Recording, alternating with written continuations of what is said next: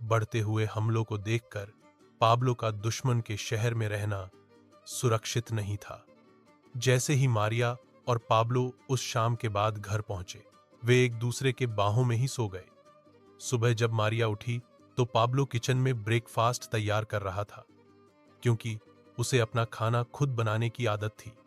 वह कोई भी सर्वेंट नहीं रखता था।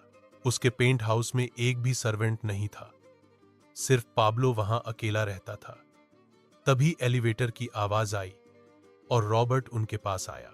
रॉबर्ट ने पाब्लो को बताया कि उन्हें उनके पिता ने शहर वापस बुला लिया है। पाब्लो ने मारिया की चिंता जताते हुए कहा कि मारिया मेरे साथ ही चलेगी।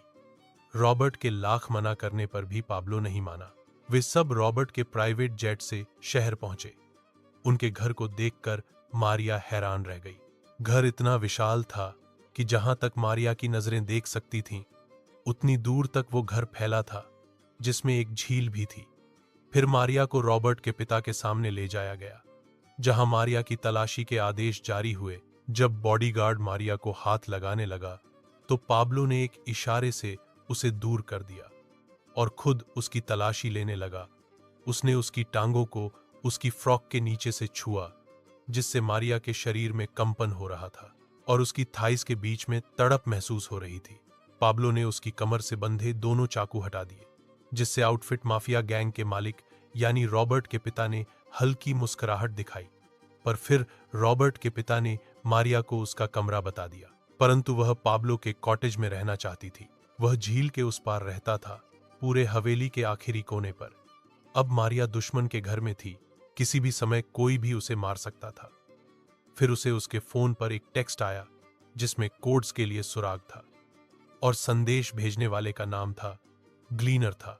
मारिया ने यह बात रॉबर्ट को बताई। रॉबर्ट भी हवेली के अंदर नहीं रहता था, वह भी कुछ दूरी पर अपनी खुद की पर्सनल बिल्डिंग में रहता था, जहां और कोई नहीं आ जा सकता था। एक दिन डाइनिंग टेबल पर रॉबर्ट के पिता ने पाब्लो का अपमान किया, यह कहकर कि वह किसी लायक नहीं है। मारिया ने उसकी टांगों पर हाथ फेर कर उसे रिलैक्स किया ताकि वह शांत रहे। आमतौर पर पाब्लो किसी से नहीं बोलता था, बस रॉबर्ट, मारिया और अमारा के सामने कुछ शब्द कहता था। फिर वह गुस्से में खाना छोड़कर चला गया। मारिया ने उस दिन रॉबर्ट के पिता के द्वारा गिफ्ट की गई ड्रेस पहनी थी। फिर मारिया भी अपने कमरे में चली गई, जहां पहले से ही पाब्लो बैठा था। वह उस खिड़की से पाब्लो के कॉटेज को देख सकती थी, जो झील के उस पार था। तभी उसने पाब्लो की मौजूदगी महसूस की और पाब्लो को अपने पीछे खड़ा पाया। पाब्लो ने उससे पूछा कि तुम्हारी हिम्मत कैसे हुई मेरे पिता की दी हुई ड्रेस डालने की, क्योंकि वह अपने पिता यानी रॉबर्ट के पिता से सबसे ज्यादा नफरत करता था।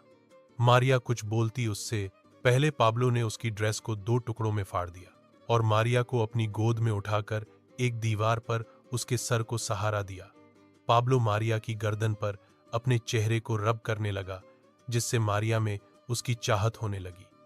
फिर पाब्लो ने अपना कॉक उसके अंदर डाला।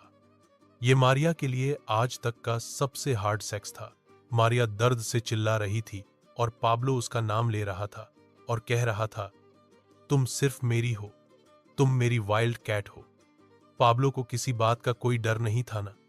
वह मारिया को चीखने से रोक रहा था, क्योंकि वह चाहता था कि घर में सबको यह आवाज सुनाई दे और सबको पता चले कि मारिया उसकी है। फिर पाब्लो ने एक हाथ मारिया के सर के पीछे रखा और घंटों प्यार करने के बाद मारिया पाब्लो की बाहों में सो गई। अगले दिन घर में एक पार्टी थी, जिसमें मारिया एक कोने में खड़ी होकर सबको डांस करते हुए देख रही थी। फिर मारिया के साथ पाब्लो ने बहुत अच्छा डांस किया। उसके बाद मारिया जब एक जगह पर खड़ी थी तो उसे महसूस हुआ कि कोई उसके पीछे खड़ा है।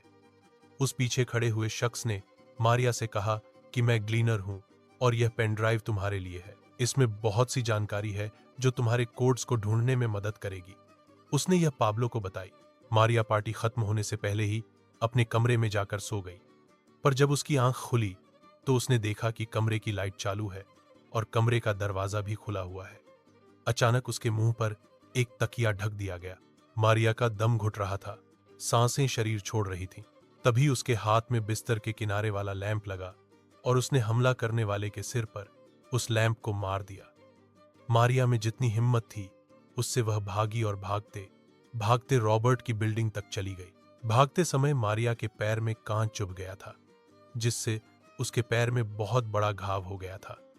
उसके पैर से खून बह रहा था। मारिया ने बिल्डिंग का गेट खटखटाया और जैसे ही दरवाजा खुला वह बेहोश हो गई। उसके पैर से बहुत खून बह चुका था।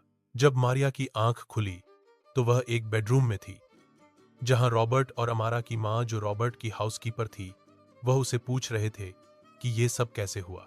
तभी दरवाजा बहुत जोर से खुला।